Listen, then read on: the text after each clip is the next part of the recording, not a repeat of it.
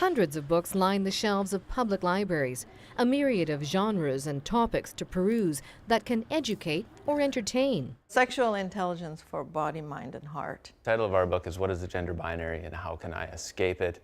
And then the subtitle, I believe, is something like Two Queers in Love Living Outside of the Gender Binary.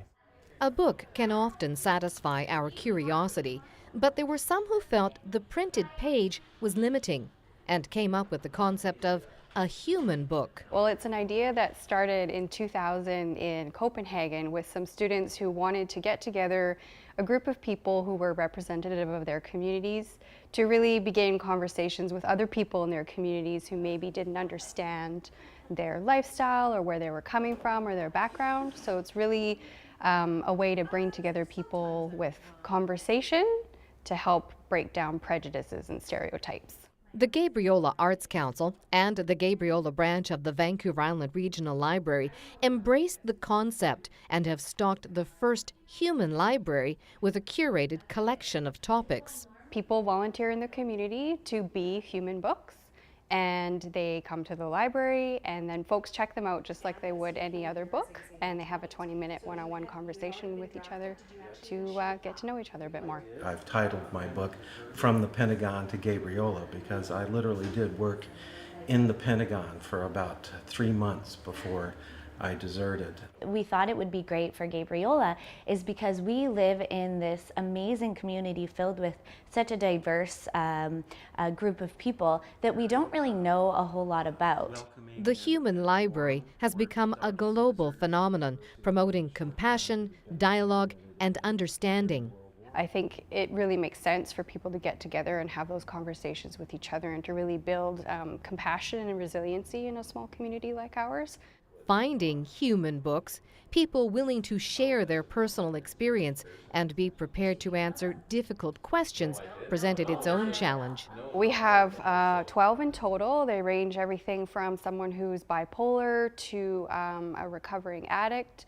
We have a twin, and we have a couple who are genderqueer who are looking forward to breaking down some stereotypes about them as well. And it was a really interesting process. Some were more straightforward than others.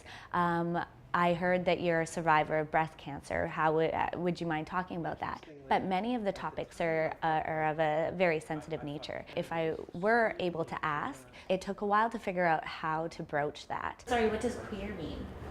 Queer is, maybe it's easier to say what queer is not. For gender identity, for example, I wanted somebody who identified as maybe neither a man nor a woman, but I didn't know what they called themselves or anything like that, or how to phrase it.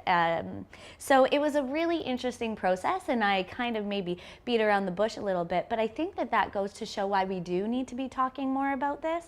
The idea is to help people get to know the real story behind the label through non-confrontational, open, and honest dialogue. But I can see it's very difficult for other people. So having a situation like this where people are like, wow, I have no idea what non-binary trans is, or I have lots of questions about transgender people, or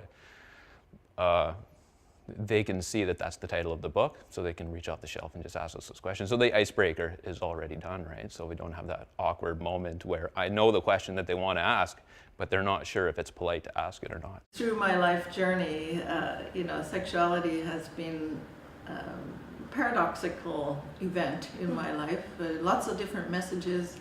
I thought it was really exciting, and I'd never heard of it. So I thought, well, why not try it? And it seemed like a very good idea. And looking over the material, I got intrigued. It's hoped the conversations will foster understanding between different types of people that would not normally interact with each other. Well, I think that both with myself and all the other very interesting human books, that people will get a chance to recognize that these issues are affecting people in their own community, that they live with people who have gone through a lot of struggles and faced a lot of personal crises that are connected to social issues, and that they get a chance to understand those people and those issues better. The purpose of the Human Library is to challenge what we think we know about other members of our community.